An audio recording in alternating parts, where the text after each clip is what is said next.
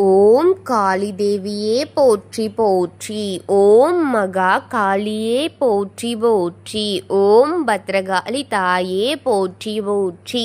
என் அன்பு குழந்தையே, இந்த மங்களகரமான தினத்தில் உனது பிரச்சனைகளை எல்லாம் போக்கி நீ கேட்ட வரங்களை எல்லாம் உன்னிடத்தில் அள்ளி கொடுத்து கொண்டிருக்கும் உன் தாயை அலட்சியம் செய்து திருப்பி அனுப்பிவிடாமல் இதை முழுமையாக கேள் என் குழந்தையே. என் அன்பு குழந்தையே, உன்னை தேடி உன் தாய் வந்திருக்கிறேன் என்றால் அது மிகவும் உனக்கு அவசியமானதாகவே இருக்கும் என்பதை முதலில் தெரிந்து கொண்டு இதை முழுமையாக கேள் என் தங்கமே. என் அன்பு குழந்தையே, வேதனை தாங்க முடியாத பாரத்தோடு என்ன வழி என்று யோசித்துக் கொண்டிருக்கும் என் பிள்ளையிடம் பேசுவதற்கென்று உன் தாய் உன்னை தேடி வந்திருக்கின்றேன் என் குழந்தையே. பலமுறை உன்னை தேடி வந்து கொண்டே இருக்கின்றேன். பல தடவை நான் சொன்ன வார்த்தைகளின் உண்மை உனக்கு புரிந்தும் இருக்கும். நான் சொல்வது அனைத்தும் உனக்கு நடந்தும் இருக்கும் என் பிள்ளையே.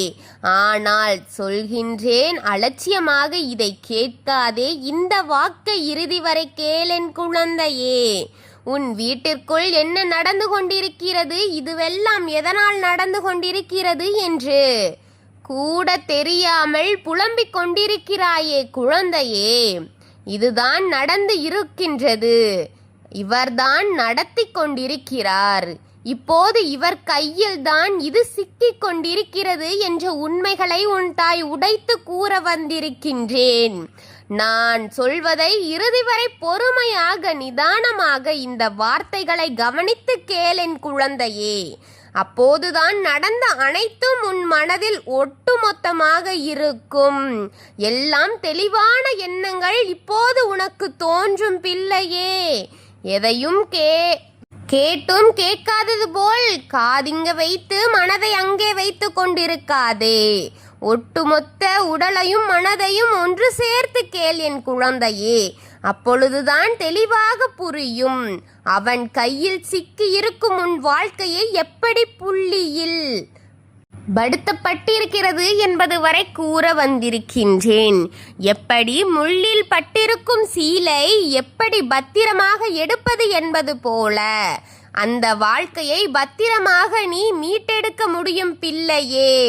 ஆம், முள்ளின் மீது சீலை விழுந்து விட்டால் சீலைக்கு எந்த சேதாரமும் வராமல் அது கிளியாமலும் எடுக்க வேண்டியது அவசியம் பிள்ளையே.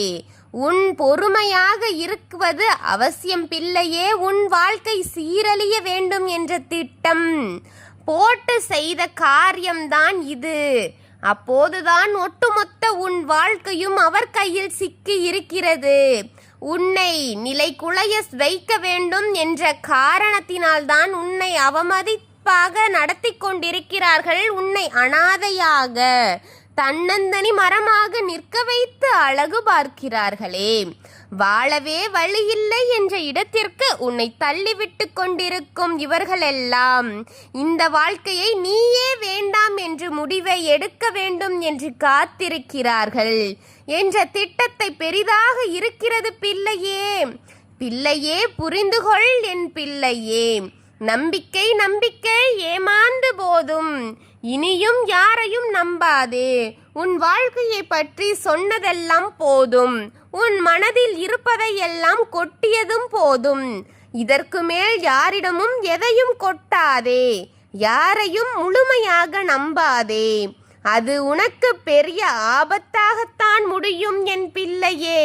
வலி வலி உன் வீட்டிற்குள் வந்தது சிரித்து சிரித்து சிரித்து பேசி மகிழ்ந்து இப்போது உன் வாழ்க்கையையே கைப்பற்றி இருக்கிறாள் அல்லவா ஒருத்தி. உன் கையையே பிடுங்கி உன் மீது பொறுமையாக உன் மீது வெறுப்பு வரும்படியாக செய்த உன்னிடத்தில் இருந்த ஒருவனை பறிக்க திட்டம் போட்டு கொண்டிருக்கிறார்கள் பிள்ளையே. உயிருக்கு உயிராக இருக்கும் ஒன்றை நீ இழக்க வேண்டும் என்று அவர்களுக்கெல்லாம் குறிக்கோளாக செயல்பட்டு கொண்டிருக்கிறார்களே. இதுதான் வாழ்க்கை என்று இருக்கும் உன்னை அதிலிருந்து பிடுங்கி எறிய வேண்டும் என்று திட்டம் போட்டு கொண்டிருக்கிறார்கள் என்ற திட்டங்களை அவர்கள் போட்டு கொண்டிருக்கிறார்கள். செயலிலிருந்து நீ நிற்க வேண்டும், செய்கின்ற செயல் அறியாமல் நீ நிற்க வேண்டும். போகும் வழி எதும் உனக்கு வழி எதும் என்று நிற்க வேண்டும். போகும் வழி எது, எனக்கு வழி எது என்று கூட தெரியாமல் இருட்டுக்குள் முடங்கி இருக்க வேண்டும். நீ இருட்டுக்குள் எதையும் தெரியாதபடி சிக்கி இருக்கும் வேண்டும். நீ என்ற திட்டங்கள் பயங்கரமாக போட்டு கொண்டிருக்கிறார்கள் பிள்ளையே.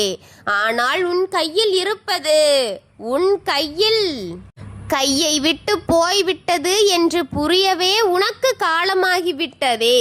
அத்தனை வெகுளியாக நீ இருந்து கொண்டிருக்கிறாயே. ஆனால் இப்போது சற்று மாற்றம் உனக்கு தெரிகிறதா பிள்ளையே? உன்னிடத்தில் யாருடையோ அளவோடு பேசுவது நல்லது தங்கமே. நீ யாரோடு உன்னை பற்றி அதிகமாக பேசுவதில்லை என்பதை எல்லாம் நான் புரிந்து கொண்டேன். இப்போதுதான் இந்த மாற்றம் உனக்கு நிகழ்ந்திருக்கிறதல்லவா? இது போல இருந்தாய் என்றால் உன் வாழ்க்கையை பறித்து வைத்திருக்கும் அவர்களிடத்திலிருந்து அனைத்தையும் உன் வாழ்க்கை மீட்டு விட்டு விடுவேன். உனக்கு வெற்றியை நிச்சயமாக உனக்கு நான் அளிப்பேன் தங்கமே. உன்னை அழிய வைத்து பார்க்க வேண்டும் என்ற எண்ணத்தை அடியோடு பிடுங்குவேன் பிள்ளையே. அவர்கள் நன்றாக இருக்கிறார்கள், நான் தான் மோசமாகிக் கொண்டே போய்கொண்டேன். நாளுக்கு நாள் நான் தான் மோசமாகிக் கொண்டே போகின்றேன். அவர்கள் அங்கே சந்தோஷமாக இருக்கிறார்கள், அவர்களை நான் வேடிக்கை பார்க்கின்றேன்.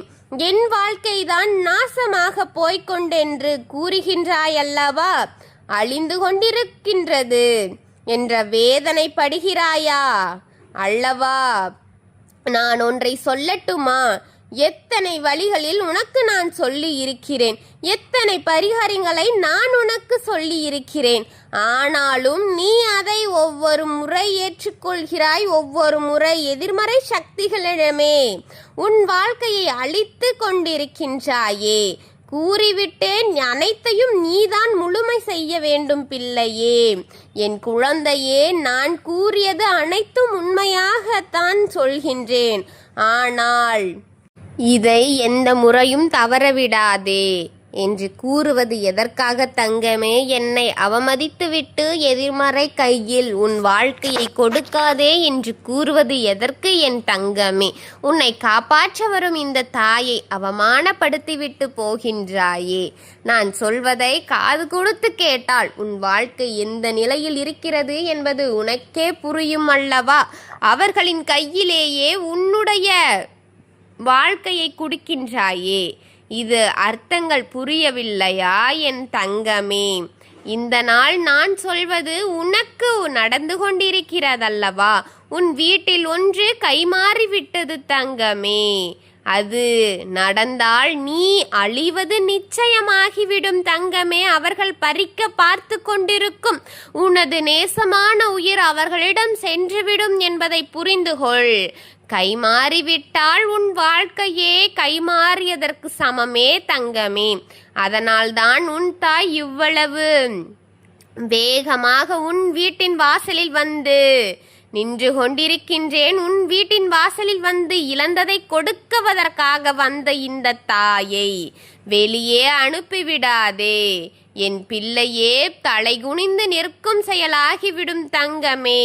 சொன்னதை நீ மறந்து விடாமல் உன் எதிரி உனக்கு உண்டானதை உன்னிடத்தில் கொடுத்துவிட்டு தலைமறைவாக போகின்றான். இன்று நீ எனக்காக என் படத்தின் முன் ஒரு விளக்கு போடு தங்கமே. இதை சத்தியமாக செய்து என்பதை புரிந்து கொள் தங்கமே.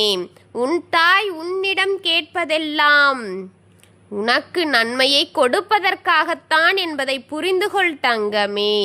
இல்லையென்றால் இன்று நீ பார்த்தது இதுவே கடைசியாக விடும் என்பதை புரிந்து கொள். எதற்காக சொல்கிறேன் என்பதை புரிந்து கொள்ளும் அளவிற்கு என் குழந்தை அறிவு வாய்ந்தது என்பது எனக்கு தெரியும். அதை நீ உறுதி செய் குழந்தையே. நான் உன்னோடு இருந்து அனைத்தையும் பார்த்து கொள்ள இந்த தாயை கைவிடாமல் இந்த தாயின் படம் முன் வணங்கு என் குழந்தையே. ஓம் காளி தேவியே போற்றி போற்றி. ஓம் மகா காளியே போற்றி போற்றி. ஓம் பத்ரகாளி தாயே போற்றி போற்றி. வாழ்க வளமுடன்.